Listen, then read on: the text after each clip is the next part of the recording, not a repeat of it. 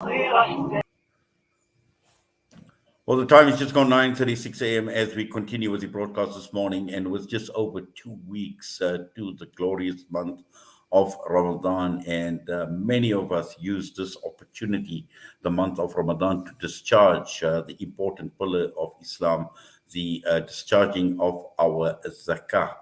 And from time to time, we need to be educated, we need to be informed, we need to be reminded about our obligations with regard to zakah, and so that the zakah is discharged properly in the manner it should, and it does go to the right recipients. Now, we know for years and years and years, one of the organizations that has stood out with regard to zakah has been the South African National Zakah Fund, SANZAF, and they are gearing up for the month of Ramadan. And as a result, there is this Pre-Ramadan Ladies Zakah Seminar that is going to be taking place. And we're going across now to be joined by the CEO of SANZAF, Sister Yasmina Franke. Sister Yasmina, Assalamu alaikum wa rahmatullahi wa barakatuh. It's always an absolute pleasure, and welcome to the show. Walaikum salam wa rahmatullahi wa barakatuh, Brother Inayat. Jazakallah for having us on your show. It's really good to be here.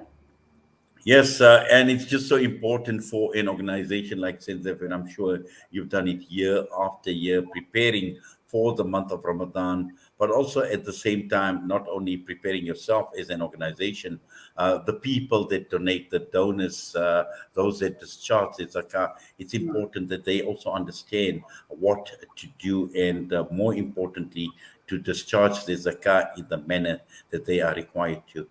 Yes.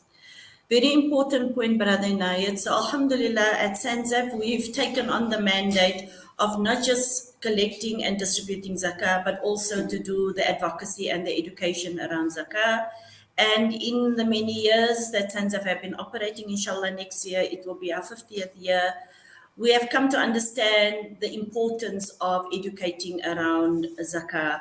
And I think what we need to do when we, do this drive towards advocating this very important third pillar of Islam is also to build within our Muslim community a love for zakah. There is a lot that we need to share, and we need to educate around calculating zakah, the technical aspects of zakah, but it starts off with a love for zakah. What is the purpose of zakah? What is the benefits and the rewards of paying zakah? And also, why do we pay zakah? And where does it fit into the broader Islamic finance ecosystem? And those are the important things that we need to touch on here. And I want to use the analogy of the salah. It's important that we know, how many rak'ah there are with every single waqt. It's important to know what to recite when we prostrate, when every aspect of the salah is important. But more importantly is if we understand the purpose of the salah, if we understand that 5 times a day, what it symbolizes, if I do the preparation of the wudu, if I prostrate and I put my head to the ground, what does that do to me spiritually, physically?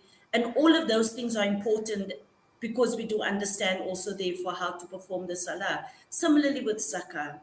If we know the calculations, we understand the conditions before zakah becomes due, we understand who may receive and who may not receive zakah. Those are very important aspects of zakah. But we need to introduce the concept of zakah by talking about the maqasid of zakah. What is the objectives of zakah? Why did Allah subhanahu wa ta'ala give us this model of not just poverty alleviation, but in essence, if we really truly understand, it's actually a model of wealth creation, because he promises the one who pays that he will give them more. And he also makes it imperative on us when we give is that we create a situation of enabling the receiver and for them to move to a situation of financial self-sustainability. So Alhamdulillah, what we have planned leading up to Ramadan is 2 ladies only sessions, and the audience might ask why women only. It's because we're just wanting to take this opportunity, myself and Fairuz Mohammed, our national chairperson. we are here in Gauteng, and we have this opportunity to have one-on-ones. We feel a bit removed from that direct contact, having had 2 years of COVID when we didn't have, one-on-one sessions or in-person sessions, and we did it mostly via webinars.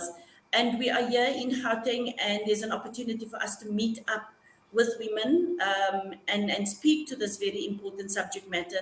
And also, women in their own right have wealth, but also women in their role in the family can influence, not just the husband's understanding, but also instill that love for giving amongst the children. So, inshallah, on the 9th of March, and on the 12th of March, so the 9th of March is Thursday, and then again on Saturday, we'll be hosting women-only Zakah seminars. It's from in the morning from 10:30 to 12:30, inshallah.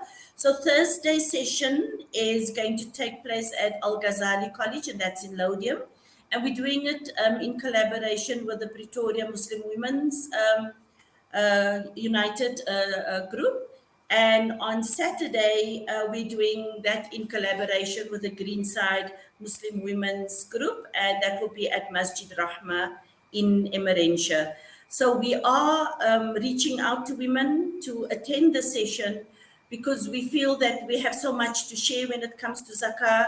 We will be talking about, as I said, the importance of zakah, the maqasid of zakah.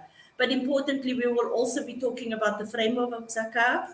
When is zakah due? The conditions and the basis for calculating zakah. Because, the categories of wealth is varied. Some people have cash, some people have wealth in gold, some people have wealth in investments, and we will talk to every aspect of the different wealth categories and which assets of your wealth is zakatable and which is not. But we'll also touch on business. So we're talking about stock, and even about debtors. And part of the session is to do some illustrations. So there's some practical aspects of it. So it's quite a wide, varied session from the beginning in terms of speaking to the importance, and trying to instill an understanding of this beautiful model, this divine model that Allah has presented us in terms of creating that mahabbah, that love and social justice amongst our Muslim community. But then also we wanting to leave the audience with some technical know-how in terms of when does zakah become due on you, but also who can you give zakah and who you may not give zakah. And importantly, also what our role as SANZAF is during this process of helping you to calculate, and if you need assistance with distribution. And so inshallah, we look forward to important sessions, because like you said, we're leading up to the month of Ramadan, the month of giving. And if the audience wants to make use of this time to pay their zakah, we will talk about, is exactly that. Is your zakah due in Ramadan, and how do you go about that?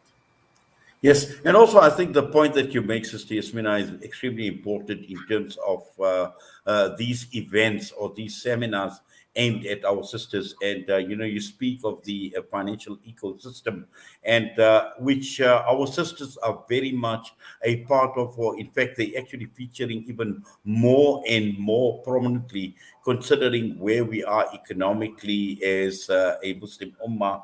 And also, it's so important. To actually get that message across to our sisters. And you mentioned so many things. You mentioned the spiritual aspect, you mentioned the technical aspect, and also the practical aspect. Now these are important issues, and zakah is not as simple as it sounds. It's not just taking out 2.5% of your wealth. There's just so many issues, and like I mentioned, for our sisters to be informed, to be educated, to be empowered with the type of knowledge that the presentation is going to convey is extremely important. Absolutely, Brother Nayat, you summarized it very well.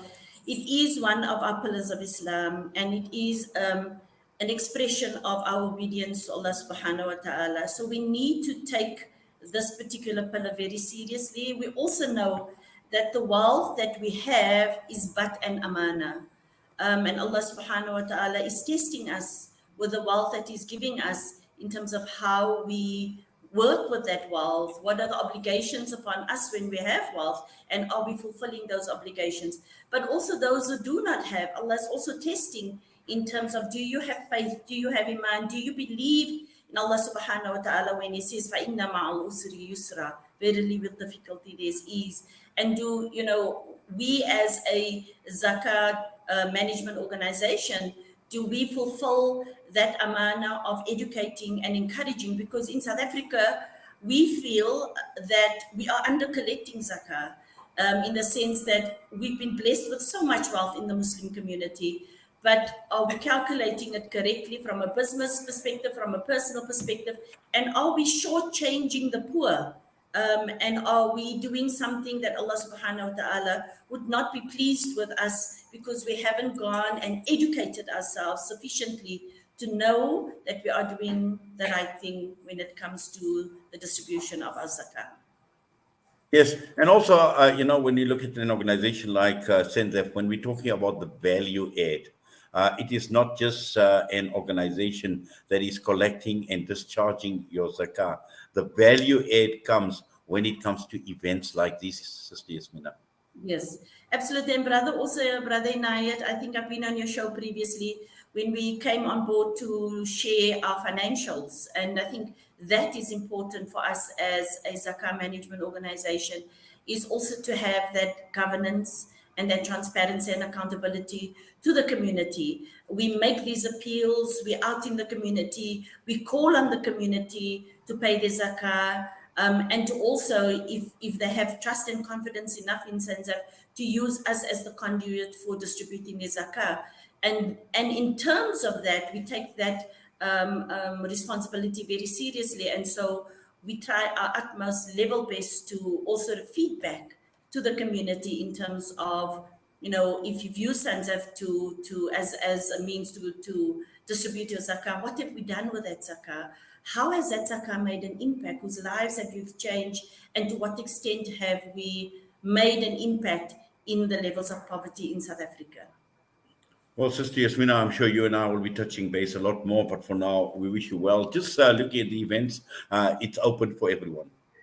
Yes, it's open for all women. So because Fairies and I are female presenters, we wanted to make it a female-only session because I think, when the Ramadan month comes, our women are so busy. The day is so short. And we thought we'll do it pre-Ramadan when you can manage a few things more and prepare yourself. This preparation is not just the cooking and getting everything into the freezers, although we have to deal with load shedding, so encouraging everybody not to buy too much. But other than that preparation, it's that spiritual preparation as well. So we wanted to give women the opportunity, and we've scheduled these two sessions on the 9th of March and on the 12th of March, so that women can, before the month of Ramadan, when the time pressures are not so onerous, to come and spend some time with us on Thursday morning from 10:30 and on Saturday morning also from 10:30, Al Ghazali College in Lodium, and then Masjid Rahma in Emiransha, inshallah.